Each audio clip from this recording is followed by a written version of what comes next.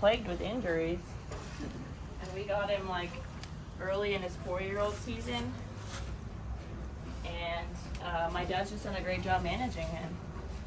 He's been really good to us. How old is he now? He's 4.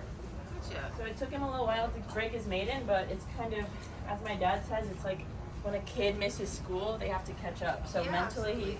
he had to catch up and figure out what he was doing. But I mean, now he's won 3 in a row, including the prep race for the Mint at Ellis Park. He broke the track record. My boyfriend Keith rides him. And it's just really fun because when I first got on this horse, like over a year ago, I told Keith, I was like, if I could pick one horse in the barn for you to ride, it would be this one. Like, you will get on with him so well. If you almost blacked out when he won at Ellis, what do you think you'd do if Beach Gold won for $2 million? Or $2.5 million, excuse me. I don't know, and you know what, it's not even about the money. Like, I never think about the purses because I don't get that money. But I just think he's so, like, I've always thought very highly of him, and he's been through a lot, and he's so honest. He really deserves it, and he wants it. Like, if I had to pick any horse of my dad's, or any horse period, to go into battle with, it would be him. Like, it's really rare you find a horse who would just like take a bullet for you, and like that's Beach Gold. He is truly remarkable. Yeah. Well, so. to the average person who doesn't know what it looks like that a horse would take a bullet for you, how does that manifest itself versus other horses that you are around? Well, I think it's just horses are just like people. There's some horses who are more genuine than others. You know, people who would do anything for you, and there's, like, I think what people misunderstand is when you work with the horses every day, you build a bond and you build a connection. Just like, you know, if you get super close to certain people. Almost. I'm gonna take him out at 7:20, Darren, because he's got to walk. But yeah, he's just a very genuine horse, and like I said, it took him a little while to figure out what's going on because of, I mean, missing so much education just because of his injuries and such. And, you know, all credit to his owner, Joe Miner, for being patient, giving him the time he needed. Last time out at Ellis, I feel like he kind of showed a different dimension with Keith. He's, like I said, he's very honest, the horse. So, you know, he could be a little bit aggressive, like in the races. Like, he'll kind of get competitive with other horses around him and want to be forward. And Keith just took him back, which he had never really done before, and got him to switch off beautifully, and he showed a really nice rally. So that race to me kind of shows not only that Keith gets along with the horse very well, but just that he's kind of maturing the right way, being able to trust himself. You know, Keith said that when he hit the stretch, he said the feeling he felt was unlike anything he's ever felt. Just like an immense wave of confidence from the horse. And that's another thing that people don't realize is the communication with horses, jockeys, horses, and riders. Like, when they're focused and they're in tune to you, they are doing, like, you look somewhere and they're there. And that's like what's so special about horses in general. It's just like that mental, like you can communicate everything to them without even having to say anything. And Beach Gold is just the type of horse who is constantly listening to you and what you need and what you want, and he's willing to put it all out on the line for you. Have you looked at that race, the PPs? Oh yeah, it's tough. It's very tough. This is going to be the race of his life, but I truly believe he's ready for the step up. It was a tough race at Ellis. He went off at 22-1, and he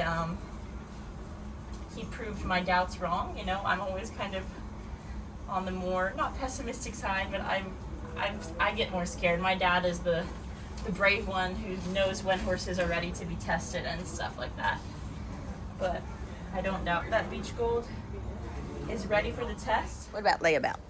He, like I said, is a special horse. He's a unique horse. He was a problem horse with his prior connections, and he's really not mean. He's just very scared. Hence why he wears those pacifiers. They kind of just muddle scary worlds for him.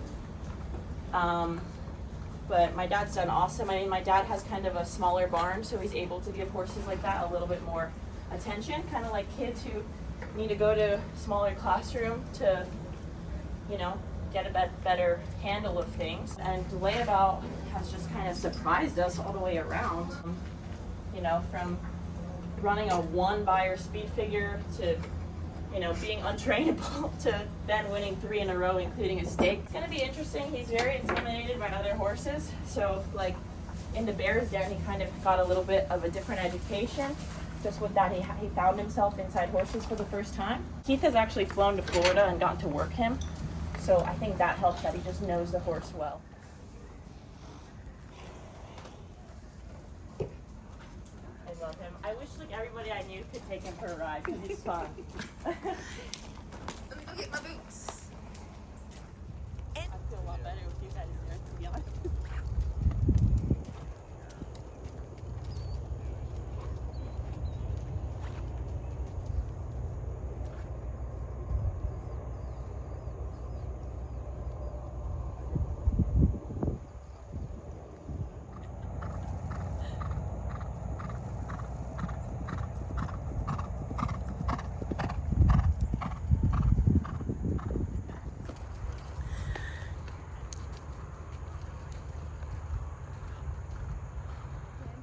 Oh, I saw that you're like a co-owner of him.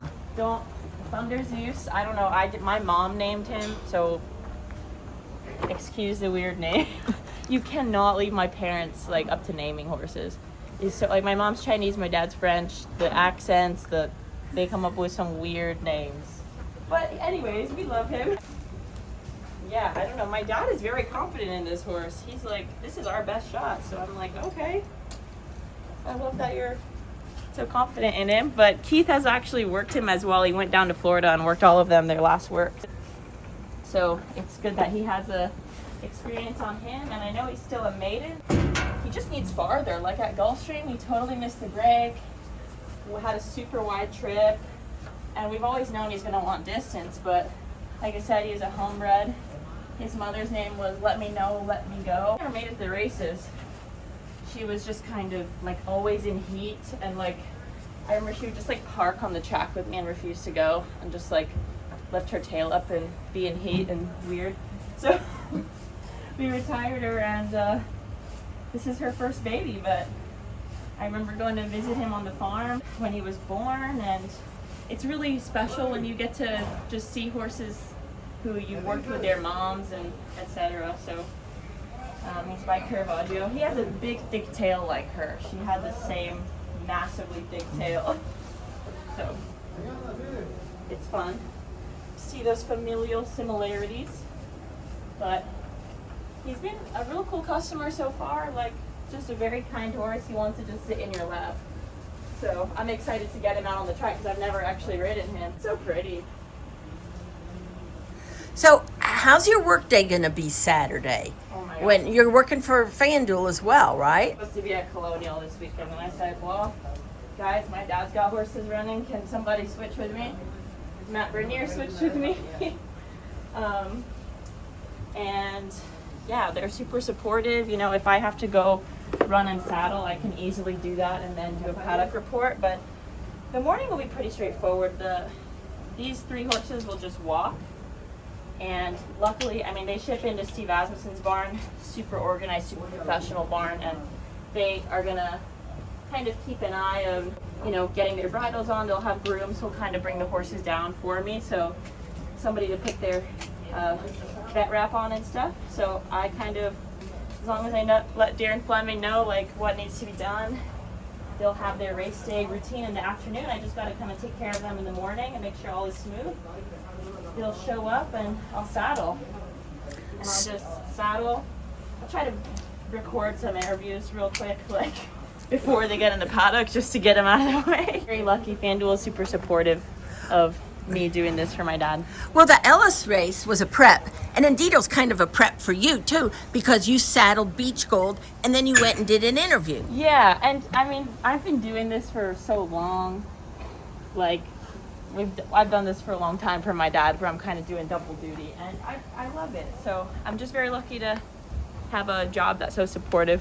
So what's it like watching the race though, when you all have a horse in that race, as you did at Ellis with Beach Gold, and your boyfriend's riding? Beach Gold, I was so nervous for that race. It was crazy. Like, I was just like almost shaking, just because I wanted to go well. Like, favorite horse, favorite jockey, you know. But everything is so rewarding when it all works out. I really just feel nervous because I want it to go well. I want the horses to come back safe. I want them to run to the best of their ability, kind of prove all the training they've been doing. But I think overall, my favorite thing about training horses is, or being around horses, is just seeing the incremental developments all the time. So, you know, even this horse, getting to see him running a stake here at Kentucky Downs, a horse that my dad and I bred together, it's really fun and really exciting. So are you going to try to continue these twin careers, twin and intertwined, but obviously both time consuming, like for the foreseeable future? Do you think at some point you either go into training or you go into, you know, broadcasting full time? Yeah, I mean, I'm a day by day basis. I told myself when I started FanDuel, I was like, you know, I'm not ready to give up galloping. I'm not ready to give up that part yet. Whether I train or not, I know my dad wants me to train. He's been like, since I was 5 years old, he's been prepping me to be a trainer, basically. But it all depends, you know. If there's things, I couldn't imagine not doing this, but I really love my job at FanDuel, and I love getting to showcase our sport and how great it is. So I think it's just gonna kind of depend. I think when I know, I'll know. So that's kind of just what I keep telling myself. Are you good? I kind of leave everything up to my discretion. So if something, usually those bigger stakes, I definitely try to get post race. Well, what if you win? Are you gonna interview yourself? If I win, I'll need the ambulance. Straight up, you'll have to, like, I seriously, when Diamond Oops finished second here, I literally was like hysterically crying and almost blacked out, and I was like, Lord knows I couldn't handle a win. That's why we finished second. So Lord knows I could not handle the win, for real. So, you know, we will, What